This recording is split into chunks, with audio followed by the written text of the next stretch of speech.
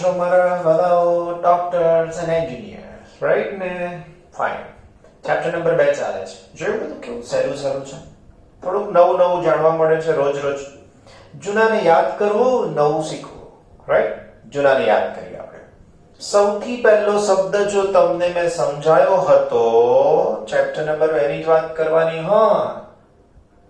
સૌથી પહેલો શબ્દ મેં તમને સમજાયો હતો, એનું નામ હતું ભૌતિક રાશિ.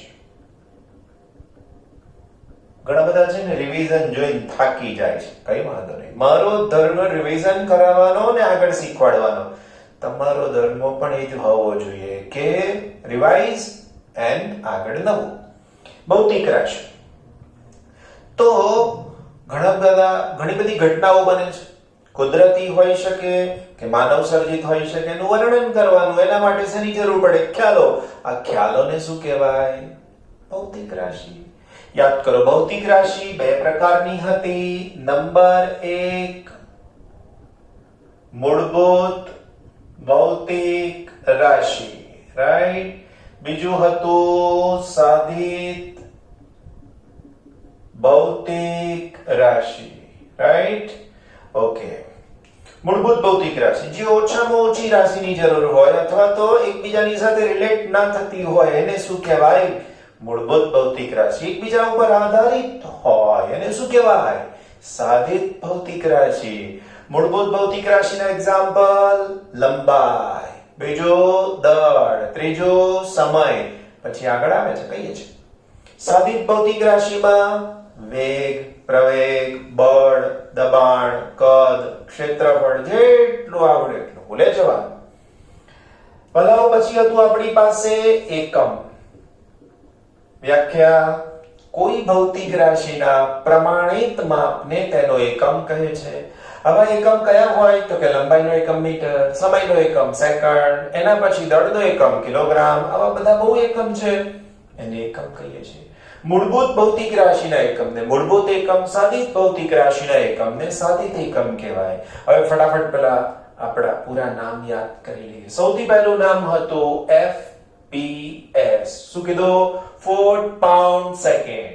એના પછી હતું CGS, સેન્ટીમીટર ગ્રામ સેકન્ડ. એના પછી MKS, મીટર કિલોગ્રામ સેકન્ડ. એના પછી હતું MKSA, metre kilogram second ampere. છેલ્લું હતું વાલાઓ SI, સિસ્ટમ ઇન્ટરનેશનલ. બરાબર ને? સિસ્ટમ ઇન્ટરનેશનલ ની અંદર કુલ કેટલી ભૌતિક રાશિ? 7. એના એકમ પણ 7, એની સંજ્ઞા પણ 7. ઝડપથી રિવાઇઝ કરવાનું છે. લંબાઈ મીટર m, એના પછી દળ કિલોગ્રામ kg, સમય સેકન્ડ s, વિદ્યુત પ્રવાહ એમ્પિયર a, થર્મોડાયનેમિક તાપમાન કેલ્વિન k. એના પછી દ્રવ્યનો જથ્થો મોલ mol. એના પછી છે જ્યોતિ તીવ્રતા, એને કહીશું કેન્ડેલા, એને કહેવાય CD. પછી કંઈક હતું વાલાઓ. શું હતું મિત્રો? પછી એવું હતું કે આ 7 સિવાય પણ બીજી 2 ભૌતિક રાશિ હતી. યાદ છે ને? આ બીજી 2 ભૌતિક રાશિમાં એને આપણે નામ હતું પૂરક ભૌતિક રાશિ. યાદ છે ને? પૂરક ભૌતિક રાશિ.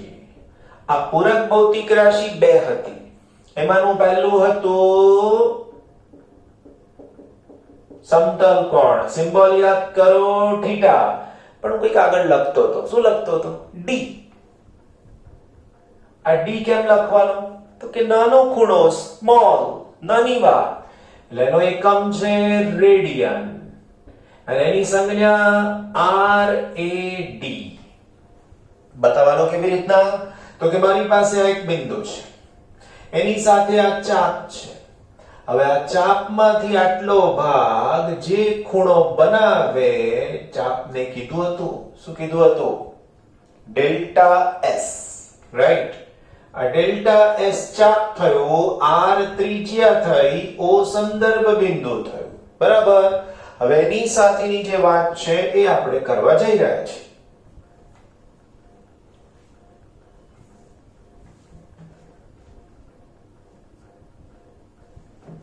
ઓકે,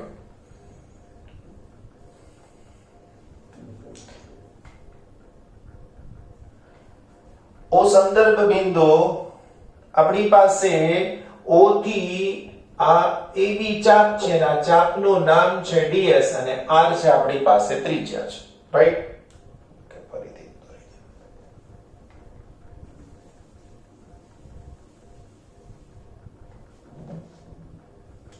જો O મારી પાસે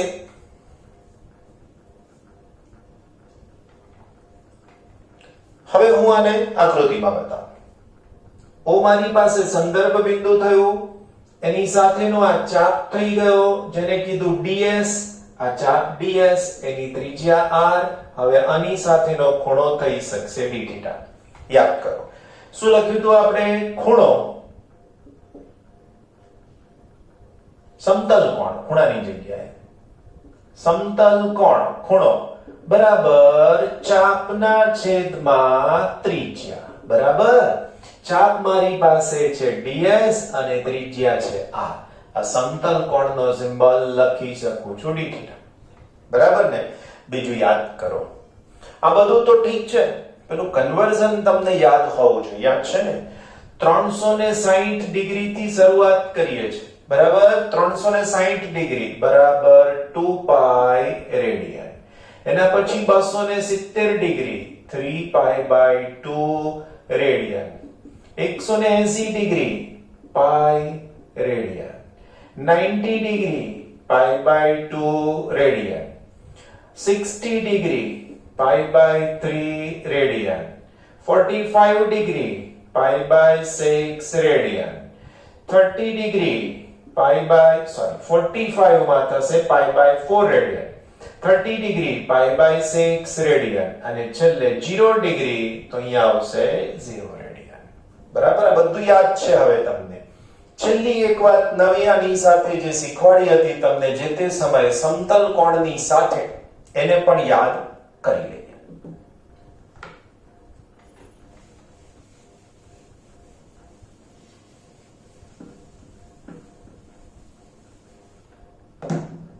સમતલ કોણની સાથે બીજો શબ્દ શીખ્યા હતા આપણે ઘન કોણ. ઇંગ્લિશમાં કીધું તો સોલિડ એંગલ. ઓમેગા એનો સિમ્બોલ હતો, નાનો સિમ્બોલ, નાનો મૂલ્ય બતાવવા માટે d સિમ્બોલનો યુઝ થાય છે. એનો એકમ છે સ્ટીરેડિયન અને એનો સિમ્બોલ છે SR, રાઈટ? તો આ બધું એની સમજૂતીમાં આવશે. નાઉ નેક્સ્ટ, સમતલ કોણ બતાવ્યો, ઘન કોણ કેવી રીતે બતાવવાનો? યાદ કરો, પેલો આઈસ્ક્રીમ નો કોણ, ઉનાળો છે, ખાવા મળતો નથી, કેમ? તો કે લોકડાઉન છે, શું ખાવાનું? આની અંદર આઈસ્ક્રીમની દુકાનો બંધ છે. સાચી વાત છે મારા વાલા. હવે આની સાથે આવું એક સમતલ હું વિચારું છું, રાઈટ? તો આ જે સમતલ આપણે વિચાર્યું છે, રાઈટ, અહીંયાથી આની સાથેનું આવું, તો આ જે સમતલ અહીંયા જે ખૂણો બનાવશે એને આપણે નામ આપી શકીએ છીએ સમતલ કોણ. ત્રિજ્યા r થઈ, આ એનું ક્ષેત્રફળ થઈ શકશે, ડેલ્ટા a લખી શકાય અથવા તો d લખી શકાય, રાઈટ? હવે હું સમતલ કોણનું સૂત્ર લખું તો સમતલ કોણ બરાબર ઘન કોણનું સૂત્ર હું વાલાઓ, તો ઘન કોણ બરાબર d ઓમેગા બરાબર સૂત્ર થાય ક્ષેત્રફળના છેદમાં ત્રિજ્યાનો વર્ગ. ક્ષેત્રફળ એટલે dA અને ત્રિજ્યા એટલે r અને એનો સ્ક્વેર, રાઈટ? હવે આ મેક્સિમમ 4 પાઈ હોય અને આ મેક્સિમમ 2 પાઈ હોય, આવું આપણે સમજાયું છે. હજુ એક નાનું રિવાઇઝ કરવાનું બાકી છે. આગળનો એક નાનો સરખો ટોપિક છે, ક્વિક રિવિઝન ની અંદર છે, એમાં 3 મુદ્દા છે આપણી પાસે. યાદ કરજો, પરિમાણ, એના પછી હતું પારિમાણિક સૂત્ર અને ત્રીજું હતું પારિમાણિક સમીકરણ. પરિમાણમાં શું કીધું તું વાલાઓ આપણે? તો કે કોઈ પણ ભૌતિક રાશિને મૂળભૂત ભૌતિક રાશિની યોગ્ય ઘાતાંકો સાથે દર્શાવવાની, અને પણ કઈ રીતે? તો કે આપણે આવા કૌંસમાં બતાવવાની. તો એની જે ઘાતાંકો આવે ભૌતિક રાશિની, એ ઘાતાંકોને એના પરિમાણ કહેવાય. આવી આપણી પાસે 7 ભૌતિક રાશિ છે. તો એના ઉપર જો ધ્યાન આપીશું તો સૌથી પહેલું આપણી પાસે દળ લખીએ તો દળને ઇંગ્લિશમાં કહેવાય માસ. તો એને આવી રીતે બતાવવાનું.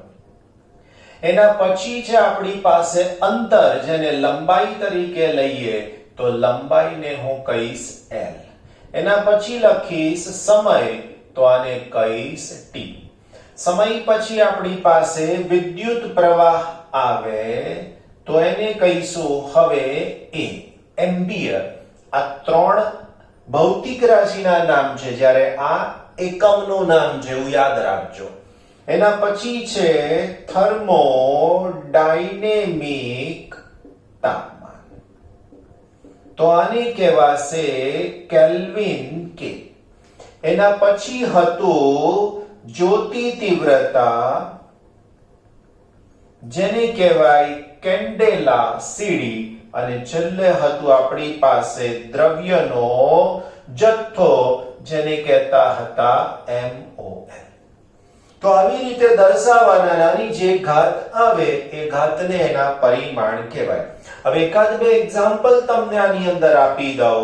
તો સૌથી પહેલા જો હું કદ લઉં તો કદ માટે લંબાઈ 3 વખત આવે. લંબાઈ, પહોળાઈ અને ઊંચાઈ બધી લંબાઈ જ છે. તો લંબાઈ 3 વાર. તો કદ માટે જો હું આવું કંઈક લખું તો L3 થાય. તો આ 3 એ લંબાઈના પરિમાણ થયા. શેના માટે? કદ માટે. તો કદમાં આવું લખી શકાય, કદમાં લંબાઈના પરિમાણ 3 છે. દળના પરિમાણ 0 છે. સમયના પરિમાણ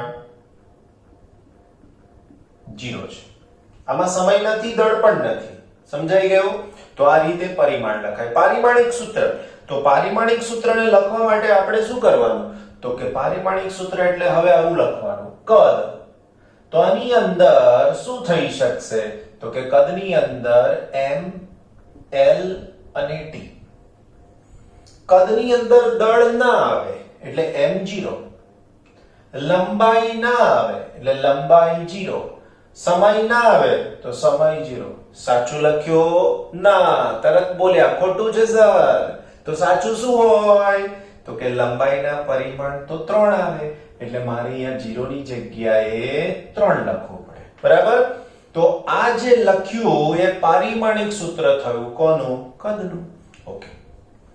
એના પછી મારે લખવું છે ક્ષેત્રફળ. તો વાલા ક્ષેત્રફળમાં તો લંબાઈ 2 વાર આવે, લંબાઈ અને પહોળાઈ. તો હવે હું M, L અને T. દળ નથી તો 0, લંબાઈ 2 વખત તો 2 અને અહીંયા 0. બરાબર? કેટલાકને એમ થાય સર લંબાઈ ને પહોળાઈ છે તો પહોળાઈને લંબાઈ કહેવાય. મારા વાલાઓ અહીંયા લંબાઈ એટલે તમે શેમાં માપશો મને કહો? મીટરમાં માપશો? સારું. પહોળાઈ શેમાં માપશો? કિલોગ્રામમાં? નહીં ને, પહોળાઈ પણ મીટરમાં જ આવે. એટલે તમારે લંબાઈ 2 વાર છે એવું કહેવાનું. પડી ખબર? ઓકે. ક્ષેત્રફળ પછી હું લખું ઝડપ. તો ઝડપનું મારે સૂત્ર લખવું પડે. ઝડપ બરાબર અંતરના છેદમાં સમય. હવે અંતર એટલે હું લંબાઈ લઈ લઈશ, કારણ કે લંબાઈમાં જ માપવાનું. એટલે હું લખીશ અહીંયા L1. સમય T, તો છેદમાં લખીશ T1. તો આ બંનેનું ભેગું થઈને મને જવાબ મળશે L1 અને T-1. અને છૂટું ના મૂકી દેવાય, બ્રેકેટમાં જ લખવું પડે.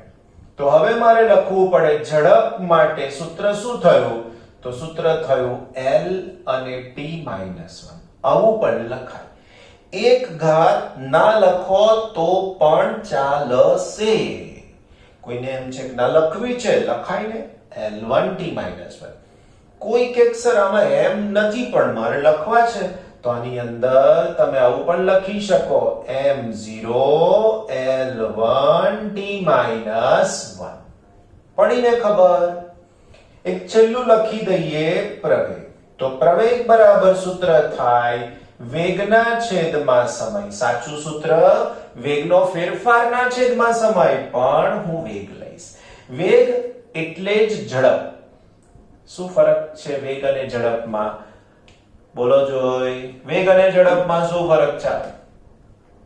જવાબ આવ્યો, મન ના સંભળાયો.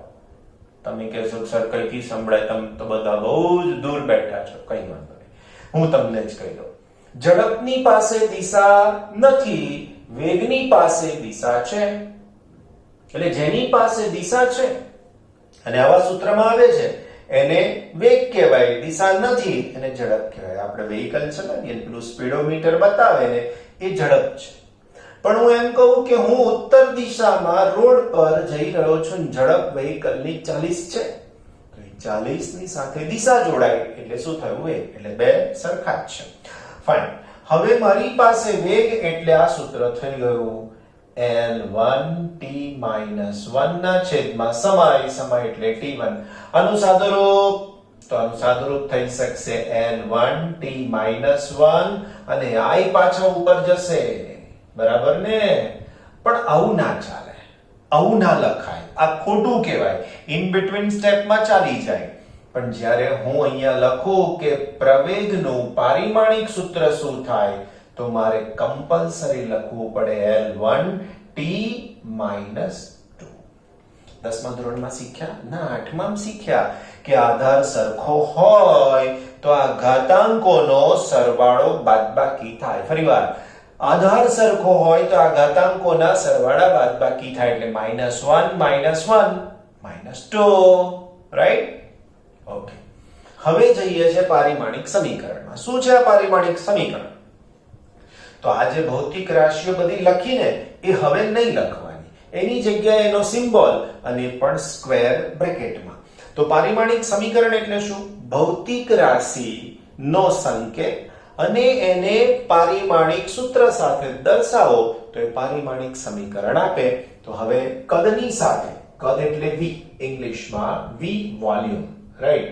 તો આવી રીતે v.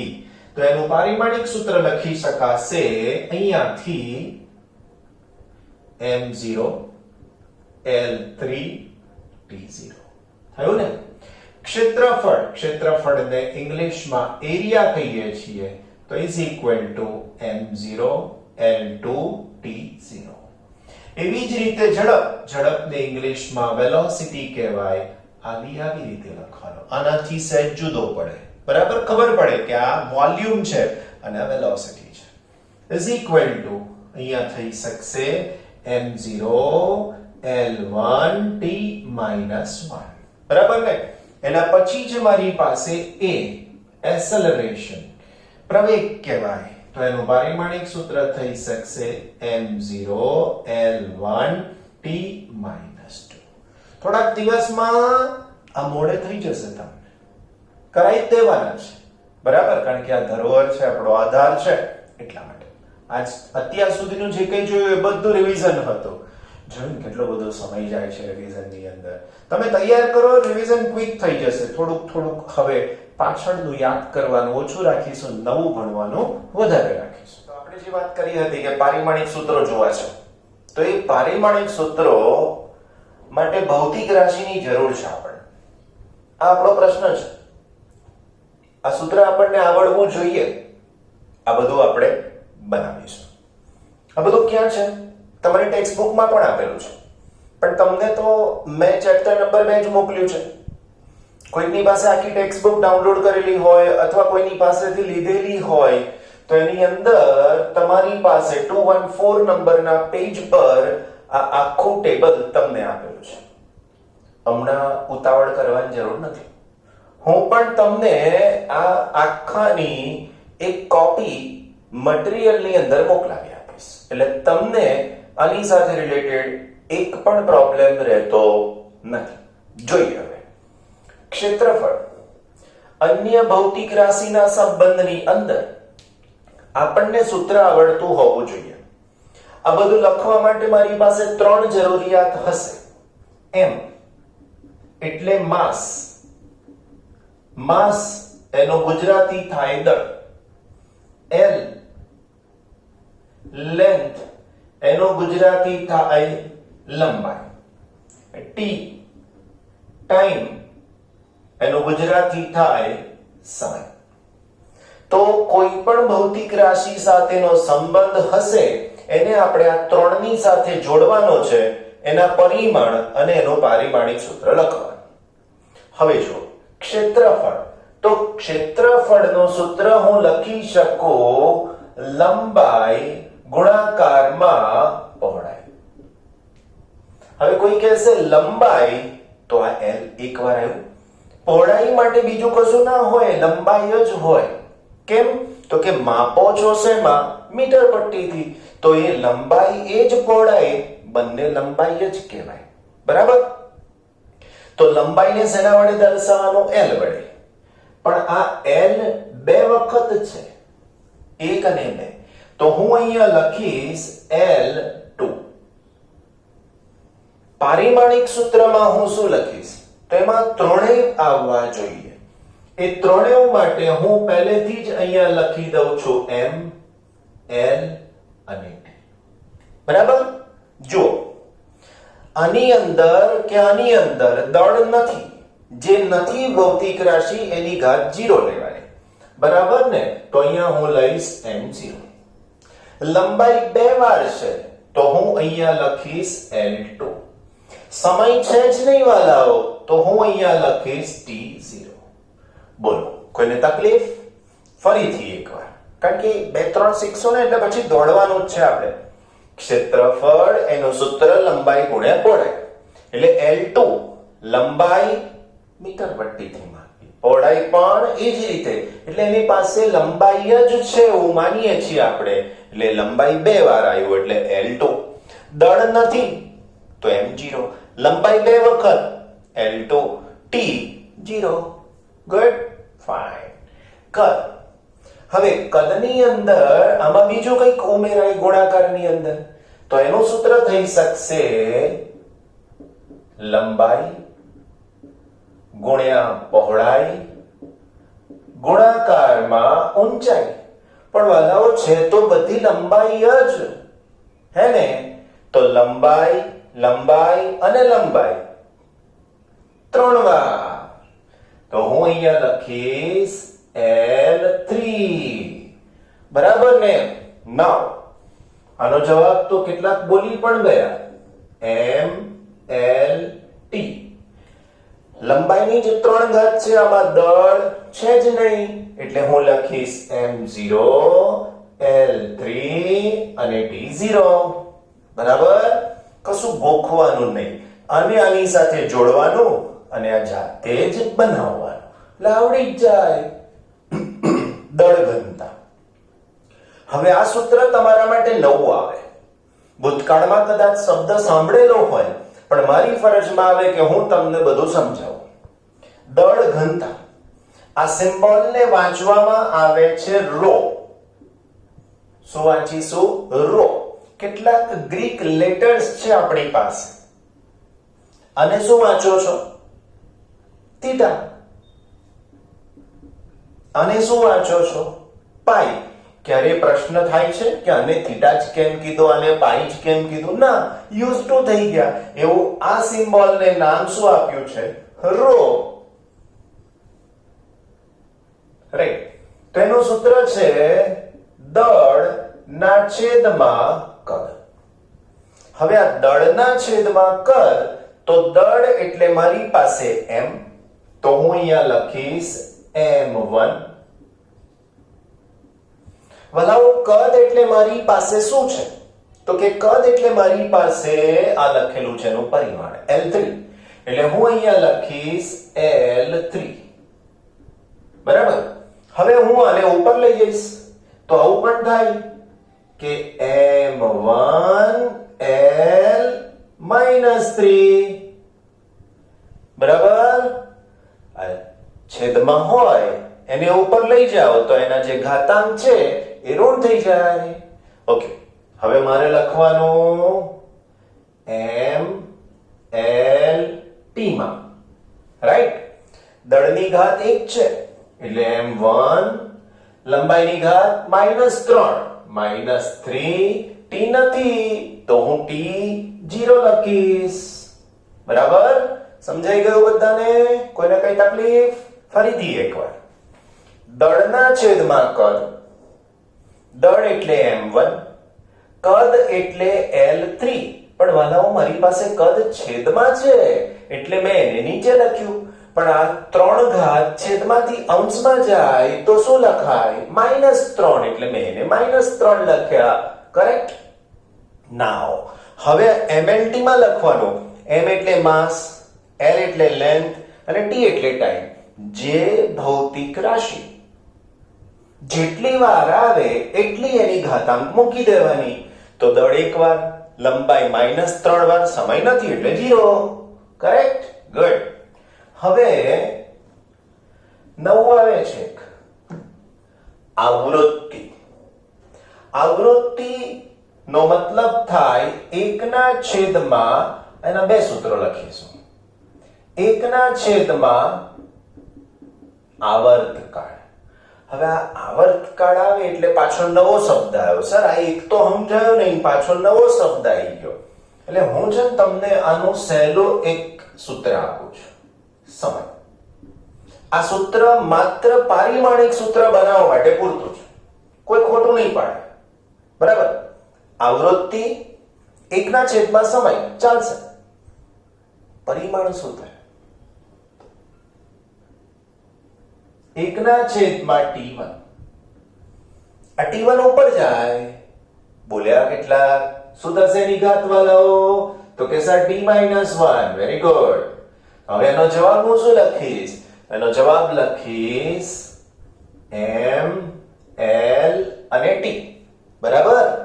તો m0 l0 t-1. બરાબર ને? કોઈ તકલીફ? હવે મારે બે શબ્દો તમને સમજાવવા છે, કારણ હું ફિઝિક્સ એવી રીતે સમજાવું છું મારા વાલાઓને કે એક પણ વર્ડ, વાક્ય છોડી દો, પેરેગ્રાફ છોડી દો, પેજ છોડી દો, એક પણ વર્ડનો મીનિંગ તમને ન સમજાય એવું ના થવું જોઈએ. શબ્દનો મતલબ સમજાય તો સ્ટેટમેન્ટ સમજાય, સ્ટેટમેન્ટ સમજાય તો પેરેગ્રાફ, પેરેગ્રાફ તો પેજ, પેજ તો આખું ચેપ્ટર. રાઈટ? તો હું તમને પહેલા આવર્તકાળ સમજાવું. આપણે બધા હિંચકા ઉપર બેઠા હોઈએ છીએ. હિંચકો પગથી ઠેસ મારે એટલે દોલન કરે. હવે હું અહીંથી દોલન સ્ટાર્ટ કરાવું આમ હિંચકાના, તો આમ પાછળ જઈ અને આમ અહીંયા પહોંચે એટલે એક દોલન પૂરું થયું. આ એક દોલન માટેનો સમય એ જ આવર્તકાળ. હવે છે શું બેઝિકલી? શું બોલ્યા યાદ કરો? એક દોલન માટેનો સમય. હવે સમય તો છેદમાં આવી ગયો ને, આ પૂરતું છે. સાચું સૂત્ર આ જ છે, પણ ચાલશે હમણાં. ફરીથી, એક દોલન માટેનો સમય એટલે આવર્તકાળ. હવે તમને એમ થાય દોલન એટલે શું? તો દોલન અહીંથી શરૂ કર્યો, સામે ગયા, પાછા આયા એટલે એક દોલન થઈ ગયું, આવર્તકાળ. હવે આવૃત્તિ. એકમ સમયમાં થતા દોલનોની સંખ્યાને આવૃત્તિ કહેવાય. એકમ સમયમાં થતા દોલનોની સંખ્યાને આવૃત્તિ કહેવાય. આ એકમ સમય એટલે શું? તો 1 સેકન્ડ, 1 મિનિટ, 1 કલાક, આ ગમે તે લઈ શકાય. પણ હાલમાં હું તમને આ બંને વ્યાખ્યાઓ કહી દઉં. તમારે લખવી હોય તો વિડીયોને પોઝ કરી અને લખી લેવાની. બરાબર? પહેલી વ્યાખ્યા આવર્તકાળ. એક દોલન માટે લાગતા સમયને આવર્તકાળ કહે છે. બરાબર? એના પછી છે આવૃત્તિ. આવૃત્તિને ઇંગ્લિશમાં કહેવાય ફ્રીક્વન્સી. આ બીજો એનો સિમ્બોલ છે ન્યુ, આવશે ત્યારે સમજાવીશું. ન્યુ એવું વાંચીશું, NU એવું ન્યુ, રાઈટ. આવૃત્તિ અહીંયા આવશે એકમ સમયમાં થતા દોલનોની સંખ્યાને આવૃત્તિ કહે છે.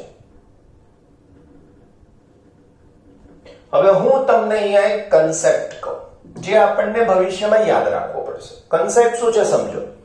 જે ભૌતિક રાશિની આગળ એકમ શબ્દ આવે ને એને છેદમાં જ મૂકી દેવાની. ક્યારેય પણ સમયની આગળ એકમ શબ્દ આવ્યો, સમય છેદમાં, જવાબ રેડી. બરાબર. તમે આ બંને વ્યાખ્યાઓ લખી નાખો. ભવિષ્યમાં આગળ ભાગ 2 માં આવશે ત્યાં સુધી શું કરીશું, તકલીફ પડશે. એટલે અત્યારે તમે આની ડેફિનેશન લખી નાખો. મોડે કરવાની જરૂર નથી. કન્સેપ્ટ ક્લિયર હોવા જ જોઈએ. બરાબર. લખાઈ ગઈ વ્યાખ્યા ને? ગુડ. ફરીથી એકવાર યાદ કરી દઉં છું. આવર્તકાળ, એક દોલન માટે લાગતા સમયને આવર્તકાળ કહે છે. આવૃત્તિ એકમ સમયમાં થતા દોલનોની સંખ્યાને આવૃત્તિ કહે છે. હિન્ટ આપી મેં તમને એક ક્લુ બતાવ્યો કે જે ભૌતિક રાશિની આગળ એકમ આવે એને છેદમાં જવા દેવાના. એટલે તમને લગભગ ઘણા બધા લાંબા પ્રશ્નો હશે ને તોય એના જવાબ મેળવવા સહેલા થશે. રાઈટ? ઓકે. હવે અથવા ઝડપ. વેગ અને ઝડપ બંને એક જ. બેમાં ડિફરન્સ શું હતો એવું તમને કીધું હતું. વેગ સદિશ છે, ઝડપ અદિશ છે. હવે સદિશ અને અદિશમાં શું ફરક? ધારો કે તમે કોઈ એક દિશા, ઉત્તર દિશા, આ દિશા ઉત્તર દિશા છે, એ ઉત્તર દિશામાં હું કોઈ એક વ્હીકલ લઈને જઈ રહ્યો છું, મારી ઝડપ 50 કિલોમીટર પ્રતિ કલાક છે, તો ઉત્તર દિશા 50 કિલોમીટર પ્રતિ કલાક એટલે સદિશ થઈ ગયો. પણ આપણી પાસે કાર, બાઇકની અંદર સ્પીડોમીટર છે અને આ સ્પીડોમીટર એ માત્ર સ્પીડ બતાવે. સ્પીડનું ગુજરાતી થાય ઝડપ. ત્યાં દિશા હોતી નથી. કરેક્ટ? સમજાઈ ગયું? પણ સૂત્ર બંનેનું એક જ છે. સૂત્ર છે વેગ અથવા ઝડપનું સ્થાનાંતર ના છેદમાં સમય. સ્થાનાંતર એટલે છે તો અંતર જ, ના છેદમાં સમય. તો હવે જો હું અહીંયા લખવા જાઉં તો મને મળશે સ્થાનાંતર એટલે લંબાઈ અને લંબાઈ એટલે L1. સમય એટલે T1. રાઈટ? તો આ થઈ ગયો. હવે આની સાથે મને આનો જવાબ શું મળશે? તો આના બરાબર લખી શકું L1 અને T-1. જો પાછા છેદમાંથી અંશમાં લઈ ગયા એટલે ઘાત ઋણ થઈ જાય. તો આ મારી પાસે શેની માહિતી થઈ મિત્રો? તો આ મારી પાસે થઈ વેગ અથવા ઝડપની માહિતી. બરાબર ને? ગુડ. હવે પછી જો હું આગળ વિચારું કે એનું પારિમાણિક સૂત્ર મને લખવું છે તો એ પારિમાણિક સૂત્રમાં m, l અને t. શું થઈ શકશે? આ m, l, t ના પારિમાણિક સૂત્રની વાત કરું તો આની અંદર આવશે m0, l1, t-1. આવી રીતે એનો જવાબ મને મળી શકશે. કોઈ તકલીફ હોય તો ફરીથી જોઈ લેવું સહેજ એટલે આવડી જાય, રિવાઇઝ થઈ જશે તમારા માટે. ઓકે. પ્રવેગની વાત આવે તો પ્રવેગ બરાબર સૂત્ર લખાયું છે તમને, વેગ ના છેદમાં સમય. એકચ્યુઅલી વેગના છેદમાં સમય આવે ને એના કરતા વેગનો ફેરફાર અને એના છેદમાં સમય આવે. સાચું સૂત્ર આ છે. પણ પારિમાણિક સૂત્ર સમજાવીએ ત્યારે જેટલું નાનું એટલું સહેલાઈથી યાદ રહી જાય. બસ આવો ધ્યાન રાખવાનું. વેગના છેદમાં સમય. તો હવે વેગના છેદમાં સમય તો વેગની જગ્યાએ હું લખીશ આ. એનો મતલબ થઈ શકશે L1 અને T-1. છેદમાં સમય, સમયનો મતલબ T1. રાઈટ? હવે આનું સાદુરૂપ આપી દેવાનું મારે. તો આના સાદુરૂપની અંદર મને અહીંયા મળશે L1 T-1 અને આ પણ ઉપર જશે એટલે પાછા T-1. હવે તમારી માટે આવું લખી ના શકાય. કેમ ના લખી શકાય? કારણ કે T 2 વાર આવે તો એને પરિમાણમાં આપણે નહીં ગણીએ. તો આ બંનેને ભેગા કરી દેવા આપણે. હવે આનો જવાબ હું શું લખીશ? ધ્યાન રાખજો. T-1. T-1. બરાબર? બંનેનો આધાર સરખો હોય તો ઘાતાંકોનો સરવાળો બાદબાકી થાય, તો આનો જવાબ થાય t -1 -1. તો આનો જવાબ થઈ જાય t -2. આવું દર વખતે આવશે, હું વારંવાર રિપીટ નહીં કરું. કેમ? તો કે આ તો 7મા 8મા ધોરણનું ગણિત છે, જેમાં તમે આવું શીખ્યા હતા કે x ની 2 ઘાત ગુણાકારમાં x ની 3 ઘાત. તો જવાબમાં લખ્યું હતું ડાયરેક્ટ x ની 5 ઘાત. તો એવું જ કંઈક આ છે. એટલે ગણિત તમારું જે ભૂતકાળનું છે એ જ ઉપયોગમાં લઈએ છે, એટલે એમાં નવું નથી. હા, ના ખબર પડે તો પૂછી લેવાય, રાઈટ? પૂછી લેવાનું, એમાં ગભરાવાનું નહીં. પણ આ ગણિત છે વાલાઓ, ન આવડે તો પ્રેક્ટિસ કરીશું, પ્રેક્ટિસ કરવાથી આવડી જશે. છતાંય ખબર નથી પડતી, પૂછું ને, ચિંતા નહીં કરવાની, રાઈટ? તો હવે આનો જવાબ શું થયો મારા વાલાઓ? તો આનો જવાબ થઈ શકશે આના બરાબર L1 અને t -2. હવે અહીંયા એનું આખું પારિમાણિક સૂત્ર શું થયું? તો એનું પારિમાણિક સૂત્ર થઈ ગયું m l અને t, હે ને? તો હવે m તો છે ને આની અંદર, એટલે m0, L1 અને t -2. બોલો, કોઈ મુશ્કેલી? ક્લિયર? હવે આ બધું ધીમે ધીમે કાઢતા જઈશું, પ્રેક્ટિસ થતી ગઈ છે એટલે તકલીફ રહેતી જ નથી. બળ, ન્યૂટનનો ગતિ માટેનો બીજો નિયમ જે આપણે શીખ્યા છે, તો બળ બરાબર દળ ગુણ્યા પ્રવેગ. દળ એટલે અહીંયા જે કાઢી નાખ્યું ને એની અંદર લખ્યું હતું m1 દળ. પ્રવેગ એટલે અને લખવાનું L1 અને t -2. હવે આમાં કશું કોમન થતું નથી, એટલે ડાયરેક્ટ તમે જવાબમાં જતા રહી શકો છો. આના જવાબને હું લખું તો m l અને t બરાબર. m એક વખત છે એટલે m1, l પણ એક વખત છે એટલે l1. સમય -2. બસ જવાબ થઈ ગયો. બળને ઇંગ્લિશમાં ફોર્સ કહેવાય, એટલે બળનો આઘાત. બળ ગુણાકારમાં સમય. તમને એમ થાય કે આ નવું પાછું કઈથી આવ્યું? માણસને આઘાત લાગે એવું તો સાંભળ્યું હતું, પણ બળને આઘાત કેમ ન લાગે વળી? વેલા એ જ તો ફિઝિક્સ છે કે કંઈક નવું મળશે તમને, ઓલવેઝ સમથિંગ ન્યુ, રાઈટ?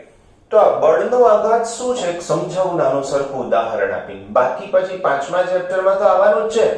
તમે કહેશો છે 5મા ચેપ્ટરમાં? અહીંયા માત્ર નામ છે બસ, એનું સૂત્ર. ક્રિકેટની રમતની અંદર દડો બોલર ફેંકે તો બેટને અથડાય. આ જે અથડાવાનો જે સંપર્ક સમય છે, અને જેટલો જોરથી બેટ્સમેન આમ ફટકારે તો એ જે સંપર્ક સમય છે એ સમય, અને બેટ્સમેને જેટલા જોરથી ફટકાર્યું એ બળ, એ બેનો ગુણાકાર એટલે બળનો આકાર. તમે કહેશો સર કશું સમજાયું નહીં. તમને હમણાં માત્ર સૂત્રની જરૂર છે. આ શું છે એ બાબત મેં તમને કીધી, એટલે આ બધું નવું નવું આવે છે, પણ એની જરૂરિયાત હાલમાં આટલી છે. આ શું છે એની ડિટેલ આખી થિયરી અને ઉપરથી 5-6 દાખલા છે, અને 5મા ચેપ્ટરમાં છે, એટલે તે વખતે શાંતિથી જોઈશું પાછા. બરાબર ને? ફાઇન. બળ ગુણાકારમાં સમય. હવે મને તમે બળનું પારિમાણિક સૂત્ર એટલે આ લખાઈ શકો છો, તો હું અહીંયા લખીશ m1 l1 t -2. બરાબર. સમય, સમયનો મતલબ થઈ શકશે t1, કરેક્ટ? હવે આને આની સાથે જોડીને લખવાનું. જો એક વખતે હું ડાયરેક્ટ લખતા તમને શીખવાડું, બરાબર? મારે લખવાનું છે માત્ર આટલું જ, m l અને t. બરાબર. દળ કેટલી વાર છે આખામાં નજર મારી લો, એક જ વખત, તો m1. લંબાઈ કેટલી વખત છે? એક જ વખત, તો l1. t સમય, સમય -2 છે અને સમય +1 છે. -2 +1 -1. આ થઈ ગયો જવાબ. પણ છતાંય કેટલાક મારા વાલાઓ ગણિતમાં બહાદુર, બરાબર ને? તો પાછો સમજાવું તમને કે આ છે એ t ની -2 ઘાત, આ છે એ t ની 1 ઘાત.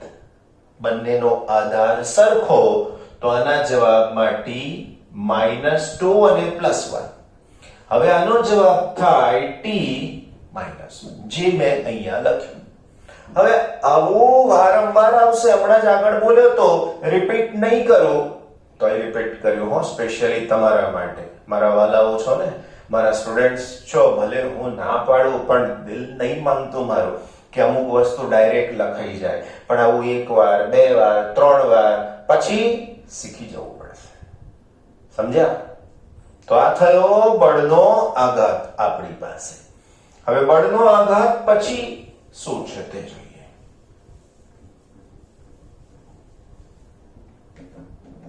કાર્ય છે નવી ભૌતિક રાશિ તરીકે. કાર્ય ઇંગ્લિશમાં એને વર્ક કહીએ છીએ.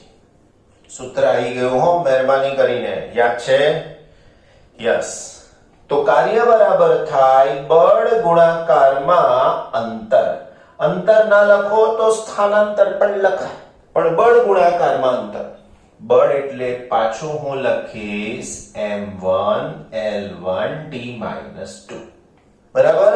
અંતર યાદ કરો, m એટલે માસ, l એટલે લેન્થ, લેન્થ એટલે અંતર, એટલે અંતરને હું અહીંયા લખીશ બાજુમાં l1. ઓકે, આનો જવાબ કોણ આપશે? સંભળાતો નથી આન્સર તમારો? તો જુઓ ફરીથી, m l અને t. ઓકે, દોડ નજર મારી લો, કેટલી વાર છે? એક જ વાર. તો અહીંયા આવશે m1, રાઈટ? l લંબાઈ એક વખત અને આ એક વખત પાછું આવ્યું ને. તો જુઓ, l1 l1 l1 + 1 l2. બરાબર ને? પાછું ના પાડી હતી, પાછું શીખવાડ્યું. t તો એક જ વાત છે અને t ની ઘાત છે -2. તો આ થઈ ગયું કાર્યનો પારિમાણિક સૂત્ર. એક લાસ્ટ જોઈ લઈએ આપણે, જેનું નામ છે ભૌતિક રાશિનો 10મા નંબર પર પાવર.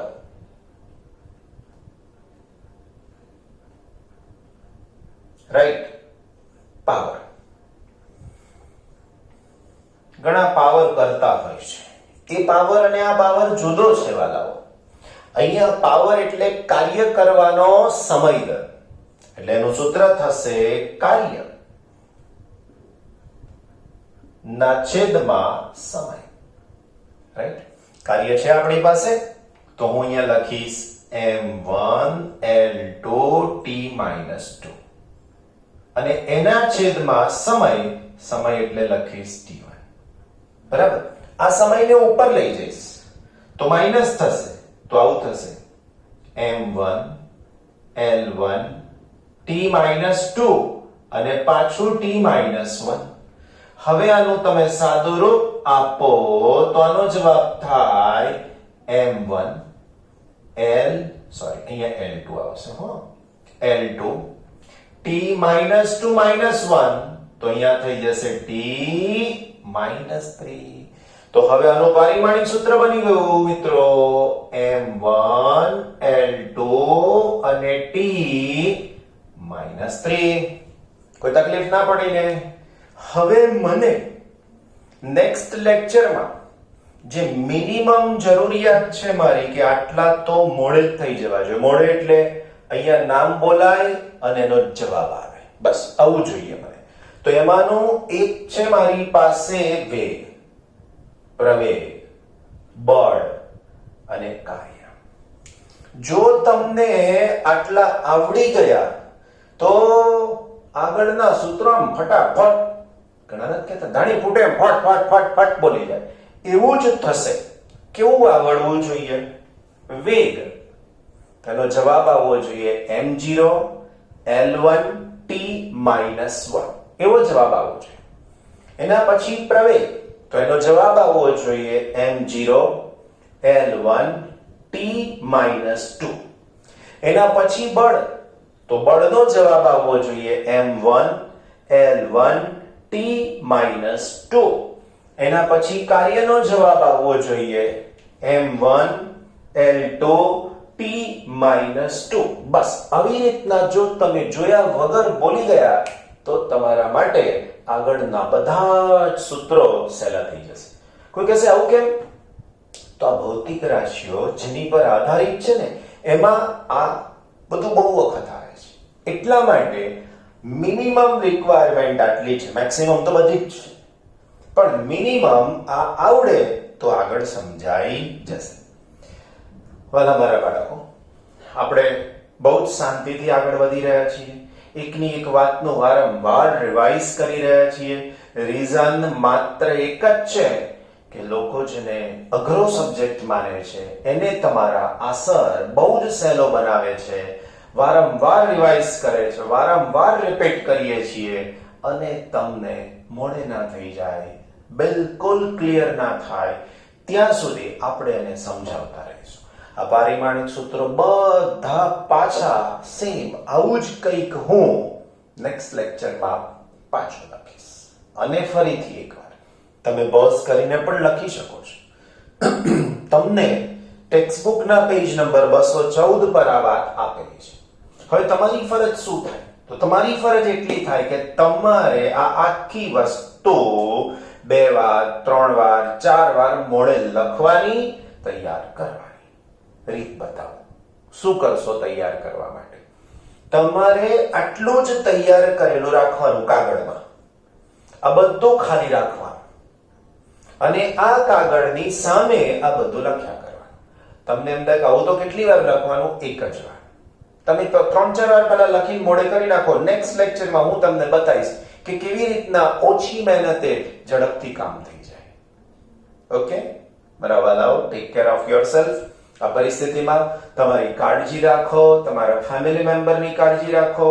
ઘરની બહાર ઓછા નીકળો, જરૂરિયાત હોય તો જ નીકળો, અધરવાઇઝ તકલીફ આપણને ને આપણા ફેમિલીને થાય છે. સો take care of yourself and your family.